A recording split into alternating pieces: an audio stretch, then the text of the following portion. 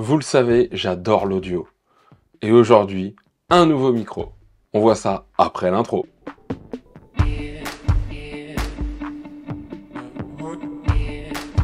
Bonjour et bienvenue sur la chaîne Les Tests de Cyril. Ici on parle de tech, audio, photo, vidéo, Apple aussi. Oui, j'ai rechangé, j'ai mis l'audio avant parce qu'il y a beaucoup d'audio en ce moment. Et c'est un plaisir de vous retrouver pour un nouveau test. Alors, un test d'un micro USB. Il y a quelques temps, il y a vraiment pas longtemps, je vous ai présenté ma petite pépite, le Sennheiser Profile. Là, on va sur un autre domaine, une autre catégorie, beaucoup plus entrée de gamme. Une marque que j'ai déjà proposée et qui m'a recontacté à nouveau pour me faire tester un nouveau micro. Ce micro, c'est le TC40 de la marque Tonor. Je remercie la marque et je préviens tous ceux qui vont regarder, j'ai eu le micro gratuitement. Mais je peux en dire ce que je veux, je ne suis pas payé. Et donc, c'est gage quand même d'une certaine liberté. On va pas perdre de temps, je vous présente le micro, je l'unbox, on le teste, et à la fin, petite conclusion avec l'avis dessus.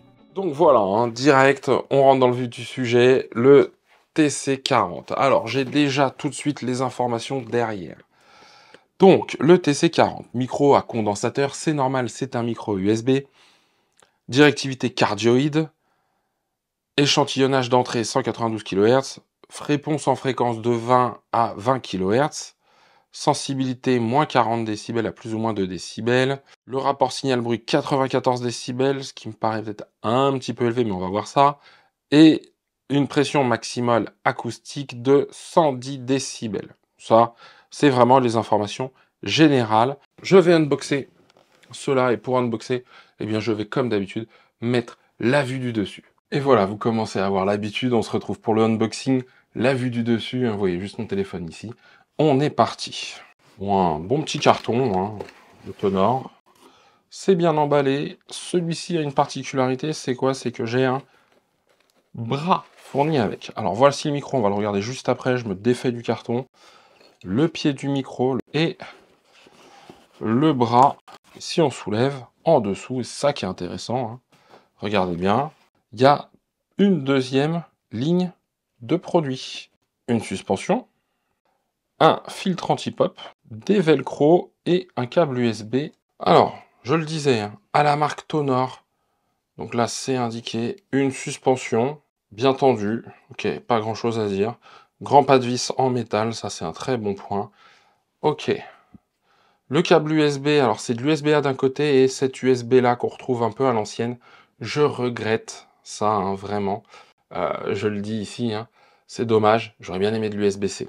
Les velcro au nom de la marque, donc Tonor, ça c'est bien pour faire tenir le câble le long du bras, c'est tout bête. Le filtre anti-pop Tonor, une petite grille métallique encerclée là d'une partie en plastique, mais ça j'ai bien aimé, ça me fait penser à un micro de chez Rode, le NT-USB, qui en a un peu plus volumineux que ça, mais qui fait très très bien l'affaire, en tout cas qui filtre bien les pop, comme son nom l'indique.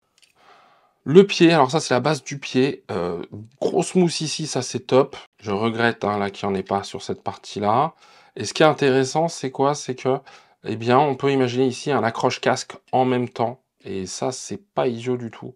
De pouvoir avoir son côté ici, je le montre, pour accrocher son casque qui dépasse un petit peu, on vient de l'accrocher. Moi, j'ai pas ça sur mon bureau et c'est vraiment pas mal. Après, c'est marrant parce que j'ai l'impression que ça fait pas des angles à 90. Bon. Avec la pression, normalement, ça va se tenir. Puis avec cette petite coupelle là qui va s'ajuster, on aura le bon angle. Le bras, alors le bras qui doit être sous tension parce que j'ai un petit carton qui me dit attention. Donc, quand on l'ouvre, on le déplie gentiment. Et non, c'est souple. Ah, deux petits points très intéressants. Vous savez, je vous ai déjà fait les revues de bras micro. Et celui-ci a ce que j'ai pas moi sur mon Neewer, un vieux Neewer. C'est que très souvent ici, il y a une molette de serrage. Donc on va pouvoir, une fois bien placé, ajuster, bloquer le serrage ici. Et sur celui que j'avais, moi, j'ai pas de molette de serrage en haut. Là, il y a une molette de serrage. Donc, pour ajuster l'angle, c'est mieux que de sortir sa pince, etc. Donc, très bon point. C'est bien fini. Il n'y a rien au nom de la marque dessus. Donc, bon, il y en a assez sur le reste. C'est fait un peu plus sérieux quand même, ce bras, que ce que moi j'ai pu tester dans les premiers prix. Donc là, ouais, il se relève un tout petit peu, mais ça va, il n'est pas en train de nous claquer au visage. Bon, ok, le bras, plutôt bon. Et bien évidemment, on termine par le clou du spectacle, le TC40. Et là, je le dis, donc TC40, hein, on le voit ici, c'est une belle surprise ce TC40. Pourquoi? Parce que ça fait très sérieux au niveau des matériaux utilisés en fait, tout simplement. C'est full métal, sauf ici la petite molette qui est plastique. On va voir ça après. Une sortie casque, l'entrée USB et là pour le filetage pour la suspension, hein, l'araignée. Bah écoutez, et ici, la petite chose intéressante, sur le dessus, donc juste là, hein, est passé un petit bouton tactile pour activer le mute ou pas du micro. J'installe tout ça sur le bureau et on voit ce que ça donne une fois installé. Donc là, voilà. Là, il y a une encoche spécifique pour le filtre anti-pop. Donc c'est bien et pas bien. Hop, ça se clipse. Pourquoi c'est bien et pas bien? Parce que ça veut dire qu'on va pas pouvoir le tourner comme on veut. Il est pas solidaire. Si je voulais mettre le micro comme ça pour pas avoir le tonor, vous voyez, face à moi ou pour plein de raisons, bah, je peux tourner le micro, mais si je tourne le micro, bah, le filtre anti-pop suit pas. Donc il est solidaire de la suspension et pas du micro. Mais bon, pourquoi pas? Jusque-là, on imagine qu'on l'aura là, et puis c'est mieux pour ce réglage-là de l'avoir devant soi. Le micro est assez lourd, hein, sincèrement, je le dis, je suis assez impressionné. Alors, je viens d'installer le micro, bon c'est simple, c'est habituel, etc. J'avais des choses à dire sur le bras, des choses en bien, en moins bien, mais dans l'ensemble c'est correct. Le micro, je l'installe, je le branche avec le câble USB fourni, parce que ces prises-là, on les a pas tout le temps avec nous, et il fait 2 mètres, ce qui est plutôt correct. Et là, hop, vous venez de le voir directement, il est RGB. Hein. Chez Tonor, on aime bien le côté RGB. Pourquoi pas? Franchement, pourquoi pas? Moi, je peux comprendre. Ça rend bien en stream, etc., etc. Même si là, avec le filtre anti-pop et tout ça, c'est plutôt assez costaud. J'en profite, je vous filme l'installation. Hein. Je vais commencer hein, par le micro. Donc, bah, comme vous pouvez le voir hein, ici, le filtre anti-pop, le côté RGB, ça marche bien. Le bouton est assez facile d'accès, on va voir à quoi il sert, mais je pense en avoir une idée. Donc là, l'installation, vous voyez, sur sa suspension. Ici, le tonor. Là, de quoi installer le casque, hein, juste là, hein, comme je l'avais dit. Plutôt pas mal. Bon, cette partie-là, ça fait solide, ça fait sérieux. J'aime bien ce côté, ouais, en étoile, là, en tout cas, en pentagone. Et c'est plutôt très très bien fait, c'est plutôt propre, joli même, pour un bras de ce type-là. Ensuite, mon petit reproche, il est juste là. Donc ça, c'est très facile à faire pivoter. Il y a 0 verrouillage. C'est peut-être dommage si on veut ou 0 friction, parce que verrouillage peut-être pas, mais friction. Et puis, il y a un petit peu de jeu. Hein. Ceux que j'ai eu là, les derniers, mais pas du tout au même tarif, hein, parce que le prix d'un bras, c'était le prix de l'ensemble de ce que vous avez là. Et bah, c'était un petit peu plus qualitatif à ce niveau-là. Les serrages fonctionnent bien. Hein. Je vous en ai parlé tout à l'heure, ces serrages. Il y en a un ici. Donc voilà, hein, ici la molette, et l'autre qui est là. D'accord? Donc ça fonctionne très bien. Et là, vous voyez, vous avez une autre vue. Alors hop, ça c'est mon installation, voilà, vous avez une autre vue du micro qui est juste là. Alors jusque-là, on est vraiment pas mal hein, sur l'installation, simple, rapide, plug and play, comme c'est annoncé. Là, jusque-là, tout est OK à ce niveau-là. La fonction mute fonctionne de cette manière-là. Hop, vous avez vu, ça se met en rouge. C'est très visible, ça au moins, on peut pas le louper. Là, il n'y a personne qui m'entend. Hop, je me remets en fonction normale. Et j'ai même sur le devant une petite LED bleue qui s'éteint quand je mute. Voilà, vous voyez, donc c'est double information. Alors, je vais prendre mon casque, et je vais déjà faire une écoute au casque, puisqu'il y a un retour casque direct dessus. J'ai mis le casque, je ne m'entends pas, pourquoi? Parce qu'il y a une molette devant, vous l'avez vu quand j'ai fait la vue dessus. Cette petite molette, c'est juste le retour son en fait. Et là, vous voyez, je vais juste de la tourner, je l'entends. Alors, comme d'habitude, hein, je vais faire une écoute au casque avant de vous dire ce que j'en pense réellement, mon retour, etc. Mais là, il y a un effet de proximité, on l'entend. Il prend la reverb de la pièce, c'est normal, forcément. Donc, il y a certainement à ajuster un petit peu. Ok, donc là, je me mets au milieu. Là, je m'entends, il y a un petit retour. C'est plutôt agréable. Donc, bah, ce que je fais, c'est que je lance GarageBand et vous allez m'entendre sur le Tonor TC40. Il a tout de suite été reconnu hein, par le logiciel, donc ça c'est cool, même par macOS, hein, puisque j'utilise Mac. Donc ça, c'est très bien. Alors le volume de l'ordinateur, il n'y a pas de réglage de mix entre le volume de l'ordinateur et le volume du micro. Donc le retour ici ne sert que pour le micro et pas le volume général. Donc c'est bon à savoir. Et voilà, nous sommes avec le TC40 de Tonor. Là, vous m'entendez avec ce son-là, voilà, capté sur GarageBand en direct. Alors, le petit bouton là, hein, au-dessus pour muter, on va voir, on va tester. Hein. Maintenant, bah, vous m'entendez, donc ça marche plutôt bien. Est-ce qu'il aurait été bien de le mettre devant ou au-dessus? Bon, c'est pas très grave. Le retour couleur, j'aime bien, parce qu'au moins on le voit, hein, qu'on est dedans ou pas dedans. Les RGB, ça se contrôle pas plus que ça, hein, malheureusement. Il n'y a pas de choix d'une couleur unique, ça tourne. Et j'ai pas de bouton de réglage là-dessus. Et après, voilà. Alors, l'effet de proximité, si je parle très très près ou si je commence à m'éloigner, est-ce qu'il y a une différence? Il y a une légère tonalité encore plus grave, mais ça, l'effet de proximité, tous les micros l'ont plus ou moins marqué, mais sur celui-là, je ne l'entends pas trop.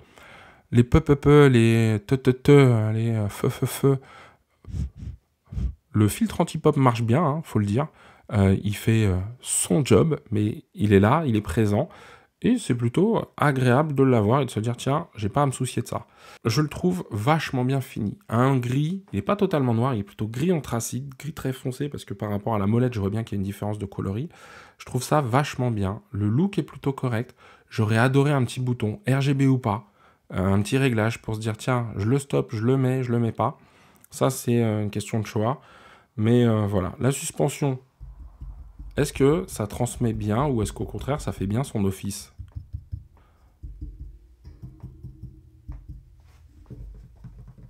Non, ça a l'air... J'ai pas des gros booms qui remontent dans le truc. On l'entend un peu, mais c'est pas si fou que ça. Est-ce qu'il rejette bien les bruits sur les côtés? On va voir ça tout de suite. Donc là, je tourne un petit peu le micro et là, je suis désaxé. Je parle donc là maintenant à 90 degrés et je vais aller plus loin. Je vais parler à 180 degrés du micro. Donc là, je parle à l'arrière du micro. Moi, déjà, dans le retour casque, je sens une différence. Et là, normalement, voilà, je reviens face à vous. La capsule est là. C'est cardioïde. Le cardioïde, je rappelle, c'est ce format un peu en cœur qui va prendre vraiment bien devant, un peu moins bien sur les côtés et très peu derrière normalement. Donc ça rejette plutôt bien les bruits. Non, voilà. Est-ce que quand je me recule, voilà, vous devez entendre plus la résonance de la pièce, mais ça pareil, tous les micros le font. Non, je suis... Et alors, je le dis très clairement, si je le compare au TC30, parce que Tonor, si vous ne l'avez pas vu, je vous remets la vidéo ici. Hein. Le TC30, c'est 40 €, on va dire à peu près 40 €. Celui-là est à 60 € à peu près.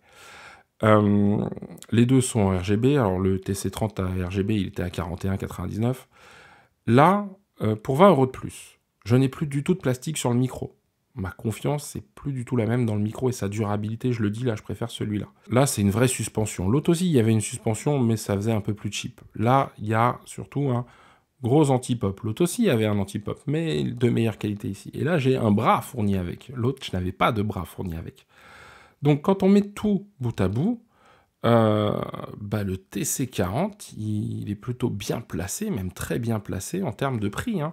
On se retrouve pour la conclusion sur ce Tonor TC40. Franchement, agréablement surpris. Ça fait 2 fois Tonor, bravo à vous. Pourquoi? Parce que c'est 60 €. Hein. Moi, je suis obligé de mettre le prix en face, là, aujourd'hui. À l'écoute, j'ai un léger souffle, mais très léger, qui peut encore une fois se gérer en post-production pour du stream. J'ai pas le sentiment que là, voilà, moi, là, c'est pas traité, vous ayez grand besoin d'autre chose. C'est complet. Il y a le bras il est plutôt bien fini, il est plutôt très correct, avec ces petites finitions-là, le petit port du casque en bas, voilà, moi je trouve ça vachement bien. La suspension pour éviter les bruits, etc. Le filtre anti-pop qui marche vraiment bien. Le petit côté mute, juste là, qui marche bien, ça fait un petit clac dans mes oreilles, je vais voir si je l'ai au moment du montage. Mais c'est, voilà, 60 €, on peut démarrer un podcast, on peut démarrer dans de l'audio, dans des visios qui sont de qualité ou de meilleure qualité que ce qu'on proposait. Au niveau des bémols, je vais mettre quand même quelques réserves dessus. Bon, la suspension tout plastique, dommage, mais c'est plus léger à transporter, il faut aussi voir cet avantage-là. Sur le devant, je n'ai qu'un bouton pour régler mon retour casque. Et le retour casque que de la partie micro. C'est-à-dire que je ne peux pas régler le volume de l'ordinateur, en tout cas le retour dans mon casque de l'ordinateur, et j'ai pas de potentiomètre. Je peux pas tout avoir. Hein. Ça, c'est dommage. Et puis, bah, comme je le dis, j'aimerais bien une seule version chez Tonor, mais avec un petit interrupteur RGB on-off. Voilà, ça, j'aimerais bien. Dernier point, bon, la prise USB, qui n'est pas une prise propriétaire qu'on connaît depuis longtemps, mais qui n'est pas géniale. J'aurais aimé avoir quelque chose d'un peu plus, voilà, USB-C, un peu plus dans l'air du temps. Maintenant, la construction est tout métal. Moi, je trouve ça vraiment très bien. Ça m'a l'air durable. Ça a l'air d'avoir un son très correct. Pour 60 €, il fait partie de ceux que je peux recommander et je vous le recommanderai. Surtout parce que j'ai un bras micro. J'aurais pu le comparer au Woodbrass UM1. C'est l'ancien Burn UM1, si j'ai bien suivi la marque. Ouais, j'aurais pu. Mais à 60 €, parce qu'il est à peu près à ce prix-là, j'ai pas le bras. Un bras, c'est quand même 15-20 €. Donc ça me fait le micro à 45 €, 40 €. Pour une qualité de construction qui est très bonne, pour un son qui m'a l'air très correct. Bravo Tonor. Après, j'ai pas fait de choses extraordinaires avec. Hein. Moi, je fais pas de mesure. Vous le savez ici, on vulgarise. On se met au niveau de l'utilisateur classique comme moi en fait. Et c'est exactement pour ça que j'aime. Donc c'est pour ça que les fréquences, tout ça, je les donne. Mais c'est pas un point moi qui me paraît le plus important. Et bien voilà. À vous de maintenant de me dire comment vous avez trouvé qu'il sonne, le rapport qualité-prix, son look, tout ce que j'ai pu vous partager, bah, venez me le partager aussi en commentaire. Je vous demande, comme d'habitude, de penser à mettre un pouce en l'air, à vous abonner, à activer la cloche si vous êtes intéressé par l'audio, la vidéo, la photo, la tech en général. C'est quelque chose qui, moi, me tient à cœur et qui me passionne, donc c'est pour ça que je fais ces revues.